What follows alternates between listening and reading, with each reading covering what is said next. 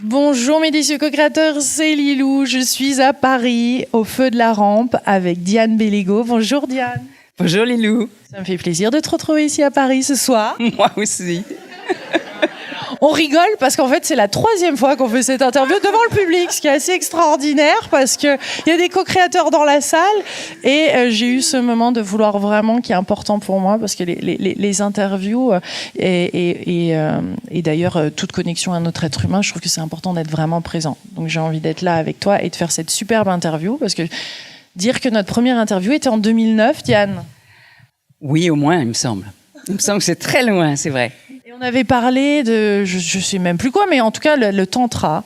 Le tantra, c'est un de tes grands sujets. Donc j'aimerais parler avec toi ce soir du tantra, du féminin sacré, et puis aussi, je sais que tu as une vision un petit peu différente des âmes sœurs, des flammes jumelles, etc. Là, je viens de faire une interview avec Sonia Choquette. Tout ça se regroupe. Oui. Mais un petit mot sur qu'est-ce qui t'a emmené au tantra, en fait. Je ne sais pas si j'y suis allée ou si la vie m'a pris et m'a mis dedans. En fait, j'ai été assistante de tantra avant d'avoir participé. La vie m'a amenée et m'a mis dedans. En fait, c'était des retrouvailles. Mon premier exercice de tantra, j'ai dit « Ah oui, d'accord. Ok, d'accord. » Comment ça, ton corps a frétillé, a bougé? Mon corps, oui, et j'ai compris plein de choses d'énergie. Ça a été vraiment des retrouvailles dans l'instant, je dirais. Après, j'ai mis en forme, après j'ai mis des mots dessus. Après quelques mois, je me suis dit, bon, j'y emmènerai peut-être pas ma petite sœur, je vais peut-être changer d'orientation. Mais j'ai retrouvé quelque chose, en tous les cas, une énergie qui sommeillait en moi et qui s'était retrouvée là dans ce qu'elle cherchait à s'épanouir et à s'ouvrir, et surtout de la connecter au cœur. Tu avais quel âge? Je pense que j'avais 30 ans. Et ça a évolué comme ça, le tantra, au fur et à mesure des années? Tu l'as vu évoluer, ou c'est parce que c'est quelque chose d'ancestral quand même qu'on enseigne le tantra? Tu veux dire évoluer dans la société? Oui, voilà. Oui, tout à fait. C'est-à-dire que il y a 25 ans, j'étais la seule animatrice de tantra de Paris. Alors je trouvais que ça faisait très chic de dire... j'ai 20 ans d'expérience, puis maintenant ça fait un peu vieux. Mais c'est vrai, les animateurs de tantra ont bourgeonné comme des champignons, parce que c'est la voix de notre époque, en fait. Comme ça, c'est cette voix qui est la voix de la trame, qui est la voix de la globalité de l'être, ramenée à son être profond, correspond à nos visions scientifiques, correspond à la physique quantique, correspond à tout ça. Donc autant il y a 50 ans, ça pouvait être le yoga ou des choses comme ça, où les gens se sentaient attirés, 50 ans ou 70 ans. Maintenant, le tantra est vraiment une réponse. Alors après, il y a pas de dogme dans le tantra. Donc il y a autant je dirais, d'animateurs qui auraient de voix. Chacun y apporte sa personnalité, ou en tous les cas sa propre fréquence, sa propre vibration, ce qu'il en a intégré. Donc c'est pas que de la sexualité, c'est ça, c'est qu'il y a cette connexion, il y a ce côté spirituel au tantra, parce que certains, je suppose, y vont pour d'autres raisons, non? On peut le dire. Pour rencontrer des partenaires, pour avoir... Ce qui ne veut pas dire que quand c'est pas focalisé sur la sexualité, on ne rencontre pas. Mais c'est vrai que si le tantra est connu, commercialisé ou autant entendu, c'est à cause de la sexualité. Mais moi, je me réfère toujours au Vijnana Bhairava Tantra. Je le dis un peu plus vite, Vijnana Bhairava Tantra, parce que des fois je le... c'est le tantra traditionnel, c'est un yoga non postural. Il y a 112 pratiques. Il y en a 3 sexuelles. Donc, regarder le tantra comme la sexualité, alors qu'il y en a 3 sur 112, ça me paraît un petit peu contracter ou travestir le tantra. Mais comme chaque pratique parle d'unifier, d'unir des tonalités du masculin et du féminin, ou du sujet et de l'objet, c'est toujours une forme de sexualité, puisqu'il y a une polarisation, en fait. Mais dans certaines pratiques tantriques, on parle d'unir l'essence et la pensée. Est-ce que c'est sexuel? Ça peut l'être. C'est sûr que dans la sexualité, nos sens et nos pensées ne sont pas forcément en union. Hein? Si on faites l'amour, puis vous dites demain j'ai un rendez-vous important. Bon, peut-être que vous n'êtes pas ou que je n'ai pas été totalement présente là où j'étais. Ou bien on se dit, pourvu que ça dure. Bref, la pensée se décale des sens ou des émotions. Et donc, en effet, ce que ça a d'intéressant dans le tantra, la sexualité, c'est que c'est un lieu de conscience comme un autre. Puisqu'il y en a 3 sur 112. Mais là, tout l'être est résumé, tout l'être est concentré dans la sexualité. Il y a justement la relation entre vos sens et vos pensées. Est-ce que mes émotions sont fluides? Qu'est-ce que je mets sur l'autre? Quelles sont les demandes, les attentes, les projections que je mets sur? Quelle est ma capacité personnelle de canaliser moi-même mon énergie sexuelle, de l'amener à mon cœur? Est-ce que j'ai eu le courage? Tout à l'heure, dans une autre interview, on entendait parler du courage avec Sonia, du courage du cœur, oui. Est-ce que j'ai eu le courage d'amener mon énergie vitale sexuelle à mon cœur? Et là, il peut y avoir 2 voies dans le tantra. Je dirais 2 voies ou 2 étapes. Parce qu'au départ, on est emballé par l'énergie. Dans le tantra, on retrouve l'énergie. Et on vit au départ toujours le moment, la chance des débutants. On vit des états extraordinaires. Et c'est vrai en général. Puis après, on essaye de les répéter. Ça, c'est le piège. Et puis, on essaye de les répéter parce que qu'est-ce qu'on a vécu dans ce moment extraordinaire? On a vécu une intensité de vie. Et dans cette intensité de vie, on a vécu... ce que je vivais, c'était tellement formidable. Et en fait, on a vécu plus de moi. Mais si je comprends bien le tantra, c'est pas plus de moi. C'est dévoiler le soi, c'est enlever au contraire, pour qu'il y ait plus que la pure spontanéité, la pure présence à soi, la pure présence à la vie qui monte vers le ciel et au ciel qui peut descendre sur la terre et au cœur qui s'ouvre à l'infini. Et donc, parce que au quotidien, en fait, parce qu'il y a les exercices, je suppose, il y a suivre la voie tantrique, et donc ça implique un questionnement, un chemin, etc., des exercices, s'ouvrir. Mais il y a aussi au quotidien, tu vois, qu'est-ce que le tantra au quotidien? Je veux dire, quels sont les différents principes, s'il y a quelque chose comme ça, ou les valeurs tantriques, ou tu vois. Au-delà des exercices qu'il y a pour arriver à ce tantra épanouissant, si on peut dire. Mais c'est pas forcément épanouissant, cet endroit-là. Allons juste un peu plus loin. Quand, après, la chance des débutants est que on essaye de refaire ça, ça marche pas. Et après, il y a le long polissage, c'est-à-dire que l'énergie, quand elle monte vers le cœur, qu'est-ce qu'elle rencontre? Tout ce qu'on n'a pas envie de rencontrer. Parce qu'autour de notre cœur, il y a toutes nos carapaces, il y a toutes nos colères, nos peines, tout ce qui a à nettoyer, les voiles du cœur. Et donc là, c'est une voie courageuse d'aller continuer à bouger ça, continuer à ouvrir le cœur à ces énergies profondes qui viennent nous parler des choses qu'on n'a pas forcément envie de rencontrer. Et une fois que ça, c'est suffisamment fait, et encore suffisamment fait, il y a quelque chose qui est tellement simple, il y a quelque chose qui est tellement plus humble, plus transparent, plus spontané. À ce moment-là, le ciel peut vraiment descendre sur la terre. Mais au quotidien, un des principes tantriques, je dirais, c'est être un avec ce qu'est là. Pas avec ce qui est là. Ce qui est là. D'accord. Pas ce qui est là quand c'est formidable. Pas quand je suis avec le partenaire tantrique qui me fait des choses extraordinaires. Je ne sais pas si ça existe d'ailleurs, on peut imaginer. Mais est-ce que ça serait ce que moi j'appellerais un partenaire tantrique? Peut-être pas. Ça serait un partenaire qui saurait des choses. Mais est-ce que j'ai envie, moi, de la pure transparence du cœur, ou est-ce que j'ai envie de quelqu'un de super pro? Je pense que j'ai envie de la transparence du cœur, où il y a 2 êtres profonds, authentiques qui se rencontrent. Donc, être un avec ce qui est là, c'est aussi être un avec, par exemple, dans ma vie. Qui n'est pas. Non, ce qui est là, c'est ce qui... Je veux dire, défi, belle chose ou pas, en gros. Belle chose ou pas, le truc banal, le truc chiant. Hein, je suis dans un encombrement. Est-ce que je peux rester dans le cœur avec ça? J'ai un voisin qui m'embête, est-ce que je peux rester? J'ai mon partenaire de vie qui me confronte. Comment rester dans la vie? Comment rester dans le cœur? Et là, c'est vraiment la voie tantrique, vraiment, d'être responsable de sa propre énergie, responsable que son cœur reste vibrant, que son énergie reste vibrante, et que chaque jour, on se réouvre à l'énergie du ciel en soi, et qu'on peut réouvrir son cœur à l'autre. Donc ça, c'est vraiment le tantra tel que moi je le comprends, c'est-à-dire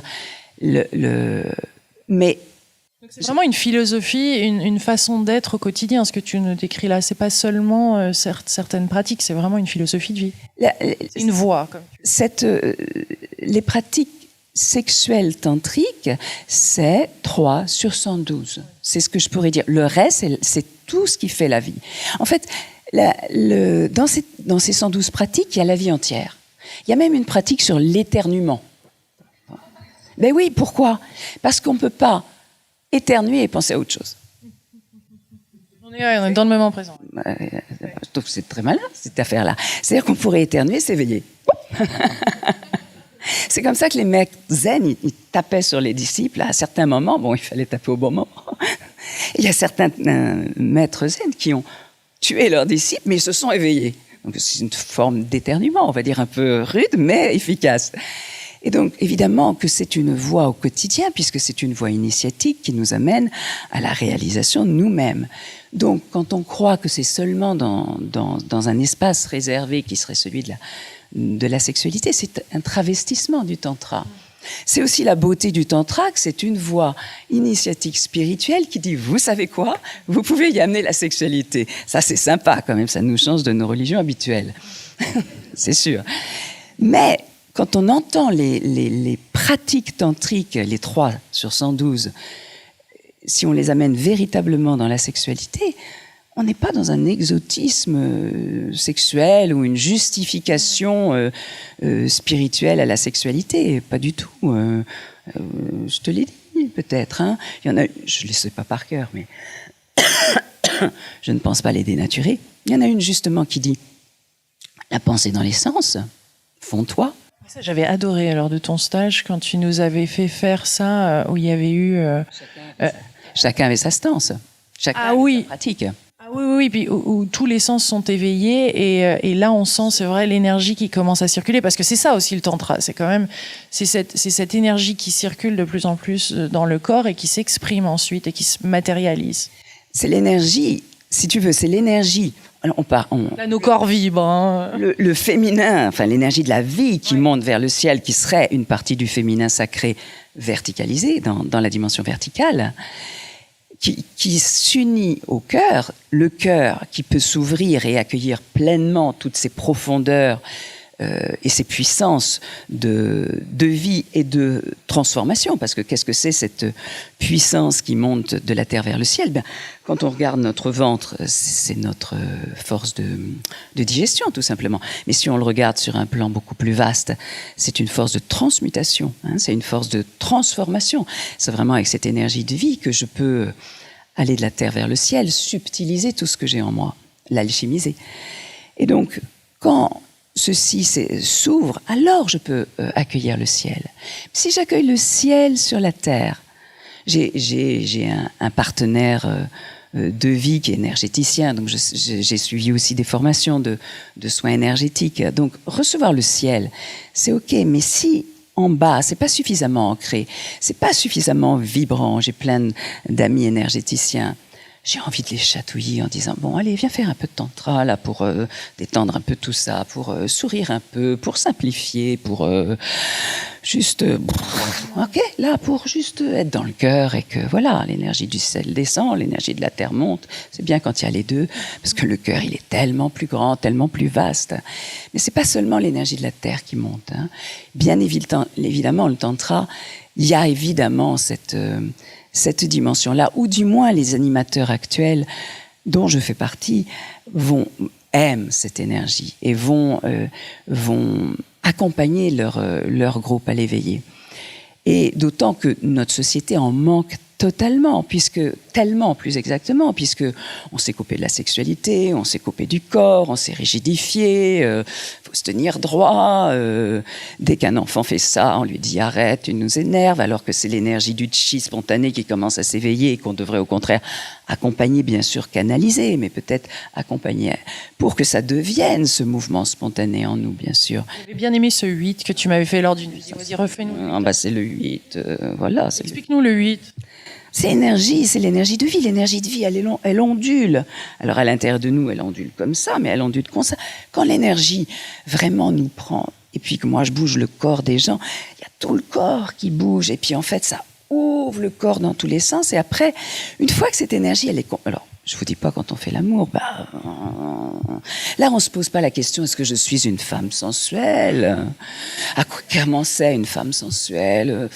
Non, c'est pas ça, ça bouge toujours, ça bouge. Ça, il suffit juste d'écouter, puis bon, Ah, j'adore la langue. Ah, Diane. On a bien fait de la refaire finalement. Ah oui. Ah là, c'est bon, là c'est de la Diane que je connais, yes. Oh là là, alors vas-y, oui. Et alors, je disais tout à l'heure, est-ce que ça arrive au cœur? Alors, quand ça arrive au cœur, une des parties du cœur, ça ressemble à mon chien. Il y a l'enfant de lumière. Alors, non seulement c'est sensuel en bas, il faut aussi avoir réveillé l'animalité, qui n'est pas la bestialité, donc tout ça, c'est à nettoyer aussi les énergies profondes, qui sont pas forcément sexuelles, qui sont animales. Ce qui fait que quand on fait l'amour, on est nombreux. On croit qu'on est deux, mais on est nombreux. Comment ça? Eh bien, il y a l'énergie de la terre, du ciel, il y a les animaux à l'intérieur. À l'intérieur, il y a l'enfant de lumière qui est petit garçon, petite fille. Donc, ça passe de waouh, waouh à... Ah. On est combien à faire l'amour alors là? Bah écoute, un certain nombre, puisqu'il y a l'univers entier, qu'il y a 2 univers. Il y a les arbres, il y a tout le monde. Il y a les anges. Ça en fait une symphonie. Le ciel se descend, tu peux parler l'esprit, tu peux parler la langue. Moi, je dis souvent, j'aurais du mal à avoir un amant parce qu'il faudrait que je lui explique comment je fonctionne. Parce que je fais des sons spontanés qui sont parfois tout à fait troublants si quelqu'un ne me connaît pas. Du style? Ya Laoum, il y a Chacha. Ah, j'adore Diane. Ah, génial. Ah, ça, c'est bon, ça. Ah là là. Ah ouais. Ah, mais ça doit être théâtral. Je parle les langues et des fois, j'ai des sons qui sortent. On dirait que je suis au Japon. Après, c'est... Je peux même pas le refaire parce que ça vient. Je veux dire, c'est pas. Bref, donc j'explique. Là, c'est plus que. Je suis forcée d'être très, très, comment dirais-je, fidèle parce que faut que j'explique tout ça avant. Et c'est plutôt bon signe quand ça m'arrive, mais quelqu'un qui est pas au courant, ça peut surprendre. Je dis pas que quand on est tantrique, on est comme ça. Hein, c'est ma façon. Mais je veux dire que je résume assez bien la multidimensionnalité de l'être à ce moment-là. Et l'orgasme dans tout ça, il vient après les walla wali yahoo ou c'est... Écoute, quand on arrive à dire des choses comme ça, hein, c'est assez orgasmique en fait. Là, t'es dans l'orgasme quand... Bien, parce que tout le corps s'exprime, c'est tout l'être et je peux pas faire des sons comme ça si je suis vraiment présente. Enfin, ma personnalité commence à être transparente, puisque sinon ma personnalité dirait « mais j'ai l'air de quoi ?»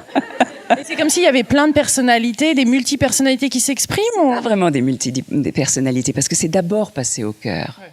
Donc c'est vraiment la voix du cœur, et là je dirais c'est une forme de guidance. Alors à travers moi c'est une forme de guidance assez chamanique, assez... mais parfois il y a des sons fort angéliques qui peuvent venir aussi. Sinon j'aurais pas un chien comme ça. Mais c'est fantastique. Mais ça dure combien de temps pour quelqu'un qui pratique le tantra comme ça depuis longtemps? Alors, non mais ça devient très intéressant, rentrons dans les détails. J'ai lu que Sting faisait ça pendant des heures, plusieurs fois par semaine. J'ai dit, il a beaucoup de temps. Non, c'est juste être un avec ce qui est là. On n'a pas beaucoup de temps, on peut dépasser le temps, on dépasse le temps. Mais c'est pas forcément tout le temps dans cette intensité. Parce que à partir du moment où quelque chose, ça a grandi comme ça, bon là, je l'ai exprimé dans les fois les plus... Je te vois bien faire, hein. Je vois bien, ah oui, il y a ce côté très... Oui, oui. Mais il y a des moments où, brusquement, en une seconde, je me tais, et puis c'est la méditation profonde, et ça continue à bouger, parce que ça s'immobilise pas, mais ça continue à bouger très doucement. Et puis c'est les cœurs qui pulsent ensemble, et puis on a les âmes, l'esprit est là, mais... Sauf qu'on est dans un silence qui est fort sonore, sauf que il y a plus de son qui sort. C'est un silence qui n'est pas un silence de vide, c'est un silence galactique, on dirait.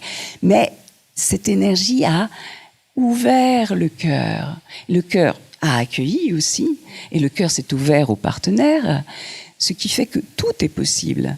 toutes les dimensions sont possibles. Le jeu est possible. C'est pour ça que c'est très important, l'enfant de lumière.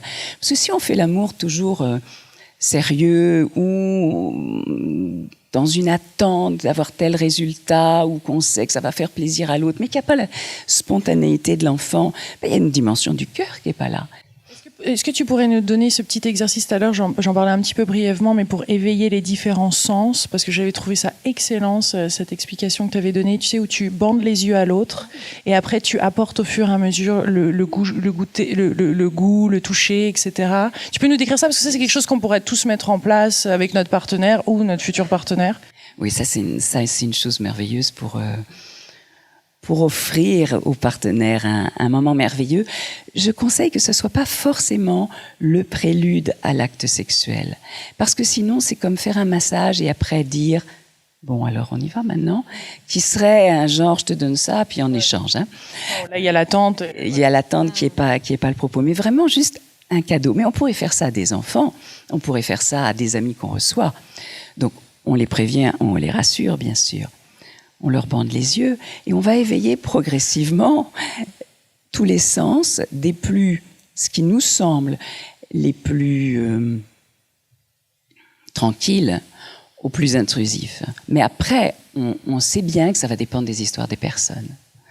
Donc au départ, il peut y avoir le son, on les accueille avec une musique, puis des musiques différentes, très différentes, qu'il y ait un tambour, ou qu'il y ait une musique très douce, ou qu'il y ait une musique comme dans une profondeur, ou qu'il y ait une... La personne, juste pour être clair, la personne, par exemple, on est avec son partenaire, il est allongé, par exemple, il est les yeux bandés. On prépare ces différents éléments que tu vas décrire là, et ensuite, donc on commence, parce que ça va s'enchaîner ensuite. Donc là, tu pars du son, et donc on a préparé peut-être une musique qu'il ne connaît pas, que la personne ne connaît pas, qui va découvrir. Donc il y a une grosse organisation en amont. Voilà. Bien sûr, ça peut pas s'improviser, parce qu'il faut avoir tout le matos avant. Ouais. Il faut réfléchir. Je dirais pas forcément une musique entière de 5 minutes, mais 2-3 minutes et 2-3 musiques pour que l'énergie avec le son puisse, que la personne soit déjà ailleurs. En fait, elle est ici en même temps qu'elle est ailleurs par le son. Puis, on offre les parfums. On peut laisser une musique, bien sûr, mais une musique qui ne va pas interférer avec le parfum, une musique juste de fond. Donc il y a une essence fort agréable qui serait l'orange douce, par exemple. Puis après, chacun va trouver. Une huile essentielle, de l'encens. Évidemment, de l'encens, ça peut être fort l'encens, mais de choisir avec attention les huiles essentielles. Mais ça peut être de l'amande froissée, par exemple. Hein. Quand on est au printemps, des choses... Moi, suivant les stages, suivant les thèmes, quand je suis plus dans la verticalité, je vais aller chercher des champignons, des choses comme ça. Si je suis dans le stage de l'enfant, ça va être des odeurs de chocolat, comme quand on était enfant. Je mets carrément une bouilloire, puis hop, puis alors il y a le parfum qui monte, et je vois les gens ont les yeux bandés, puis je vois le nez qui fait... Et puis... Et là, qu'est-ce que ça commence à éveiller ? C'est l'histoire de la personne. Mais si c'est dans un rendez-vous amoureux, ça va être très différent que si c'est je le fais à des amis ou je le fais simplement... Là, dans le contexte d'un partenaire, oui. Ses sens vont s'ouvrir. Et de toute façon, il va être dans une forme de ravissement. Hein? Alors après, est-ce qu'il aime cette odeur ? Mais il est déjà dans... Elle m'ouvre un voyage extraordinaire. Donc, de toute façon... L'excitation monte. Oui, mais est-ce que l'excitation est le propos du tantra ? Peut-être pas, puisque c'est un avec. L'éveil des sens n'est pas l'excitation des sens. Si je prends l'excitation des sens, il va y avoir un climax, il va y avoir un retombé. S'il y a l'éveil des sens, ça peut se maintenir. Et puis ça peut être vraiment un voyage sensoriel qui nous amène au ciel. Hein. Pourquoi le tantra, il utilise les sens ? Parce que il faudra que je revienne après avec les autres sens. Hein. Parce que au bout des sens, l'ego se dissout, on contacte autre chose. C'est pour ça qu'il y a la petite Madeleine de Proust. Parce que il sent un truc et pouf, il est amené dans son enfance. Et il se souvenait pas que ça avait été si important. Et donc, une odeur peut nous amener, je suis au paradis. Peut-être, c'est quoi le paradis? C'est mon paradis intérieur, où je suis amenée en enfance, où je suis amenée dans une forêt profonde. Donc, on en était au parfum. Le troisième. Alors, le toucher, on commence à être un peu plus proche. Là, on attaque au toucher, le troisième. Le troisième, le toucher, puisqu'on a commencé par le son. Le toucher, ça va être toutes les choses douces. Une petite plume. Ça peut être de l'air, ça peut être comme ça, lui faire de l'air, ça peut être... Le fouet. Après, ça dépend de la relation. Mais on n'est plus forcément dans le tantra, on est dans l'excitation. Le tantra n'a aucune moralité, donc pourquoi pas? Mais dans la vision... C'est formaté à l'excitation quand même. Apparemment. Apparemment. Apparemment. C'est OK, je veux dire, il y a rien de... Ça peut être délicieux de découvrir cet état d'intensité. Mais le tantra parle toujours... Il y a une stance qui dit l'intuition qui émerge de l'intuition de l'adoration passionnée libère, etc. et fait accéder. Et donc elle dit passionné, adoration passionnée, l'intensité de l'adoration passionnée. Donc on voit que le tantra aime l'intensité. Mais elle ne dit pas l'intensité de l'adoration passionnée libère, elle dit l'intuition qui émerge de l'intensité plus. Donc elle ne dit pas, c'est pas l'intensité qui va... C'est pas parce que je vais vivre quelque chose d'extraordinaire que je vais m'éveiller. Non, je vais vivre quelque chose d'extraordinaire et tant mieux. Et c'est déjà super. Mais ça n'a pas forcément à voir avec ce à quoi m'invite le tantra, qui est qu'est-ce que je rencontre de moi là-dedans. Mais là, la kundalini peut commencer à monter, le corps peut commencer à frétiller, il y a quelque chose qui monte. Dans cet éveil. Mais là, tout dépend sur les sens. Si on va vers l'excitation, si on va simplement d'offrir au partenaire un voyage extatique. Un voyage extatique. Et cette personne, elle peut être complètement sans bouger et être dans le plus beau voyage qu'elle a fait du monde. Si après, mais c'est pas ce que j'ai proposé au début, on a envie de prolonger, pourquoi pas? Parce que les sens vont être tellement ouverts que la personne, elle a juste à faire 2-3 respirations et c'est OK. Et donc, on a le toucher, c'est à chacun d'ouvrir sa... Dans les sons, il y a un truc qui peut être sympa, c'est frotter de la soie, des trucs comme ça. Il y a plein de choses. Ça amène à celui qui crée ce cadeau d'être dans sa propre créativité. Donc le toucher. Le toucher, ça peut être aussi faire un home, souffler sur la peau. Et on arrive après au goût. Parce que c'est très intrusif, en fait, le goût, puisque ça rentre dedans. Et quand on le fait dans un groupe, je fais très, très attention de ne jamais pousser. Parce que pour la personne, elle peut se sentir tout à fait envahie par ça. Et Dieu sait si enfant, on a été parfois forcé à avaler, etc. Et encore plus s'il y a eu des abus sexuels, par exemple. Donc, mais dans un cadre où tout est ouvert et où il y a apparemment un grand oui, eh bien, des choses délicieuses à goûter. Mais là, c'est là où on prépare des plein de petites choses. Tout doit être prêt avant. Un petit plateau, du chocolat. Ça peut être du chocolat, ça peut être un petit bout de fruits, ça peut être... après, ça dépend des goûts de chacun. La mangue, c'est pas mal. La mangue, c'est délicieux. Alors, si on veut vraiment être dans une dimension plus érotique, je conseille le litchi avec le doigt dedans. Oh là là là là! Ce n'est pas ce que je pratique en stage, mais donne l'idée, en tous les cas. Hein? Vas-y, d'autres petits... Donne tous d'autres exemples. Gros, hein, c'est le litchi, il y en a des gros. Donc, vous voyez, après, si on est en partenaire amoureux, ça peut être rigolo. Quoi d'autre? T'as bien dû découvrir d'autres petits trucs comme ça au niveau du goût qui marchent vraiment. Il suffit d'avoir un truc très, très délicieux et puis de faire un petit trou dedans pour y mettre le doigt. Mais le litchi est quand même la mangue où on peut... Bien sûr. Parce que si on le met sur un petit bâtonnet, après, c'est compliqué. Donc, voilà. Mais donc, l'éveil des sens fait partie des beautés du tantra. C'est partie des pistes du tantra, mais pas pour vivre un moment d'excitation, plutôt parce qu'à cet endroit-là, en effet, la personnalité se détend et on s'ouvre à une dimension bien plus vaste de qui on est. On s'ouvre à quelque chose. Mental part. Ah oui, complètement. Bah oui, la petite Madeleine de Proust, c'est pas le mental, et par le mental, il a pas... Non, il a été catapulté dans l'enfance. Et donc, en effet, on a toute notre histoire qui remonte, et quand ce sont des choses délicieuses dans un cadre délicieux, dans un stage, c'est un petit peu différent, parce que les gens se demandent qu'est-ce qui va se passer, etc. Donc, il peut y avoir des craintes. Je me souviens bien, tu as commencé le stage avec ça, d'ailleurs. Chut, c'est confidentiel. Confidentiel, mais c'est possible. Mais même s'il y a une éthique très cadrée et très rassurante, et c'est le cas dans mes stages, l'histoire de la personne est là. Ce qui n'est pas forcément là dans le cas d'une relation amoureuse, où là, on est comme, voilà, je suis là avec l'autre, et puis c'est OK.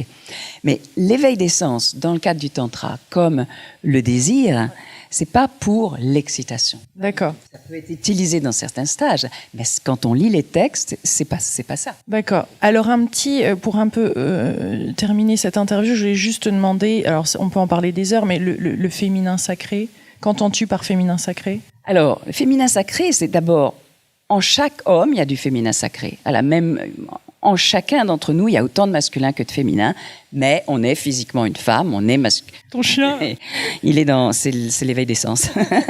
Lui, il est là dans le toucher, dans la confiance, et le cœur déjà ouvert. Lui, il n'a pas rien à faire par le cœur ouvert, il est le cœur ouvert.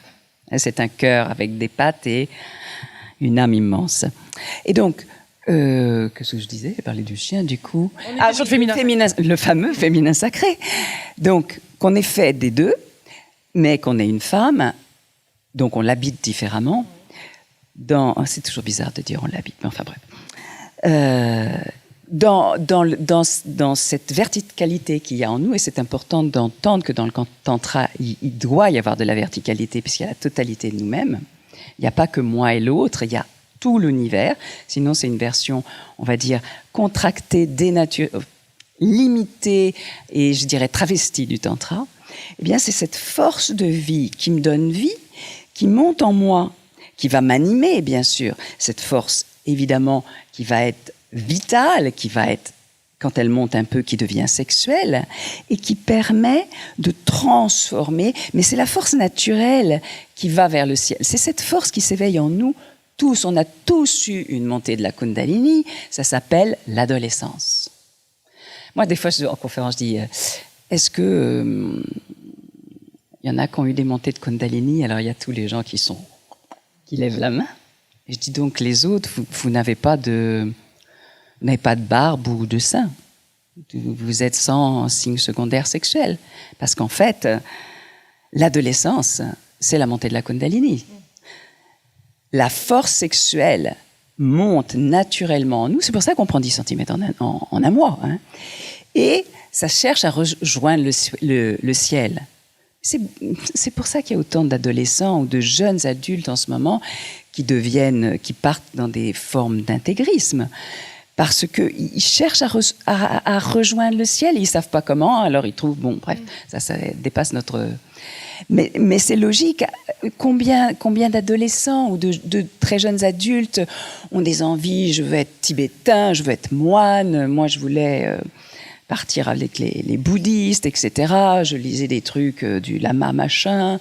Et donc, c'est cette force de vie qui rejoint naturellement le ciel et qui, naturellement, à l'adolescence, se tourne vers l'autre, à faire l'amour.